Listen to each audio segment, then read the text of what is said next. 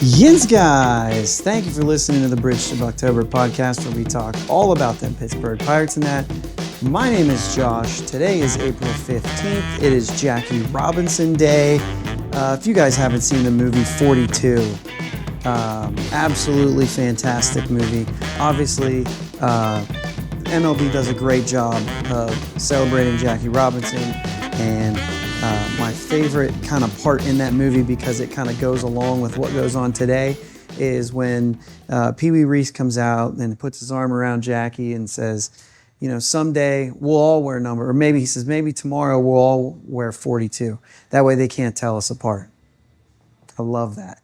A little bit of a different location here today. As you can see, if those of you are on video, at a resort in the Dominican Republic right now with the family. And so that's would be why this is going to be very late coming out, because we were traveling all day yesterday and just not able to get anything out last night. So tired after the game, just immediately went to sleep, was falling asleep during the game and all that stuff. So just wasn't ideal to try to then record something. I think we left our house at 1 a.m. and then somewhere 1:30 a.m. went down to the airport from there, and layover, everything, flying in, driving into the place, getting in, it was just exhausting. And obviously the whole family, so the kids and everything like that, I think you can imagine how fun that was, but also just draining and tired. So didn't get anything out to release this morning, but as I was sitting here today, we had a little bit of rain. As I was sitting here, I was like, you know what, why not? Why not? Last night was a really fun game, probably the best game of the Pirates season so far. The offense seemed to click. I mean, we had one other game where we were 4 for 4. If you remember that episode, it was called 4. And we had a little bit of fun with that, but 4 for 4 with runners in scoring position. Last night, 8 for 10. So a little bit of the same thing where he actually had some good luck, and we saw that early on in the season they were doing well with runners in scoring position. They just weren't getting runners in scoring position. And that continued until they weren't doing well with runners in scoring position.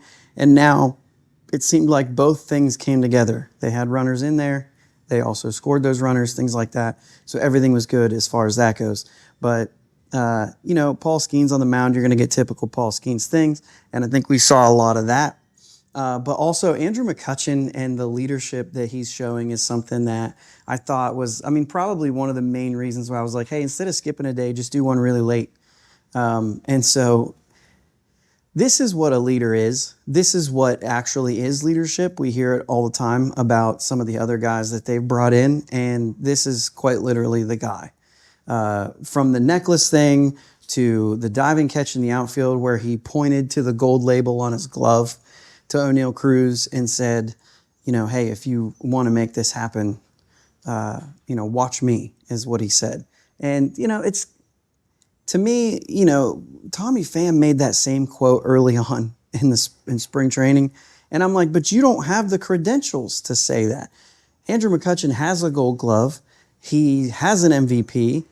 He's been the guy he was the face of baseball for a while. A short while, but he was. And that is the guy that you want to be a leader. And McCutchen does it his own way, sure. And that's all fine. And, you know, it's maybe not the way that a lot of people envision a leader to be, but he's definitely a leader. It definitely doesn't take anything away from it. And to see him kind of take that step all in like one moment there that you saw, it was a time that this team really needed it too. And he stepped up and he was a leader, and that's exactly what you want to see. We did still see an inning of a lot of errors. We did still see an inning of a lot of, I think there was 3 errors in the inning, some mistakes there. Even in Manuel Valdez, who missed a couple pickoff throws, which, you know, whatever way you teeter on that, I was watching the game on my phone. They looked like maybe they could have been caught, but they're also not easy coming from Paul Skenes.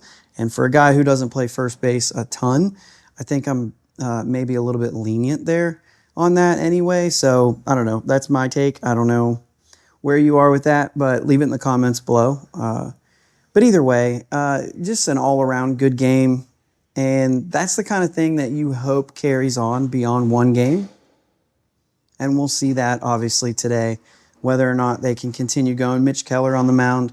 But, it's one of those things where, Sunday night we talked about how everything was fine at 5-8. You can bounce back from that. You get swept, it's a big swing.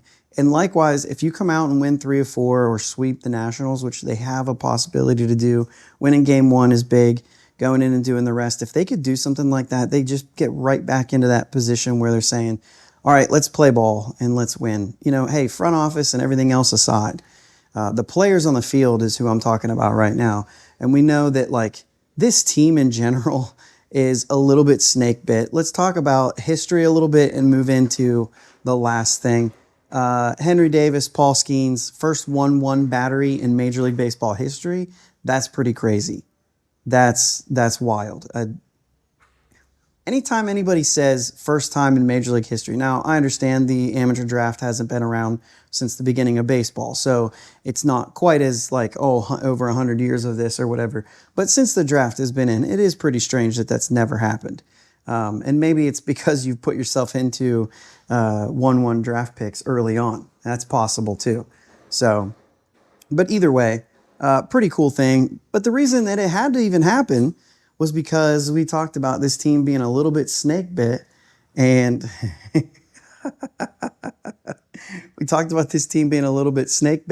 and Andy Rodriguez catches a foul ball off the finger that cuts his finger open. He needed 4 stitches. He's going on the IL.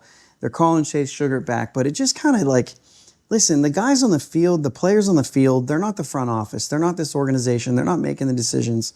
And even them, call it karma, call it whatever you want, but even them just seem like a little bit snake bit, whether it's just a little injury here or Key Brian Hayes hitting line drives, with a expected batting average of something way higher than what the actual is and things like that. It just feels like there's a little bit of, I don't know, like I said, maybe karma, maybe just snake bit. Anyway, it's wild.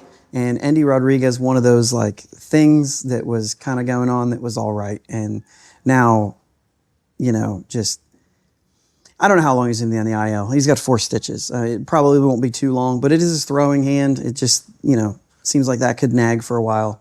But either way, sorry. This is I'm a little out of my element. I'm kind of working off of something weird. I never stand and do this, so I know that my background's probably moving around a lot. I hope it's not too distracting for you guys, but either way, I got a little buddy here with me. So anyway, tonight, opportunity to continue to keep this thing going, and we'll see what the Pirates do. Very exciting. I'm not even sure how long I'm going here. I'm not sure if my screen has turned off, so I really don't know how long I'm going or what I'm doing here. But we're winging it. We're winging it. We're trying to figure it out. I think that's all I had to really talk about today. Another game tonight. I'm going to try to get this thing out as soon as possible, maybe before the game. I'm not sure. It's about 2:30 right now, so we'll see. But either way, I just wanted to get something out there. I thought this stuff was interesting enough to talk about, and go ahead and get something out there so that we can get moving. Plus, it's going to help me be a little more efficient the rest of the week to be able to do this quickly once I know whether or not this worked, and then go from there. So thanks again, as always. Let's go Bucks.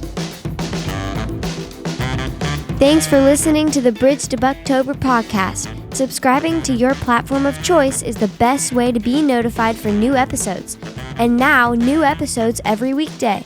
Remember, live shows with my dad and Uncle Jake are Sundays at 9 p.m. Subscribe to the YouTube channel and join them in the live chat every Sunday.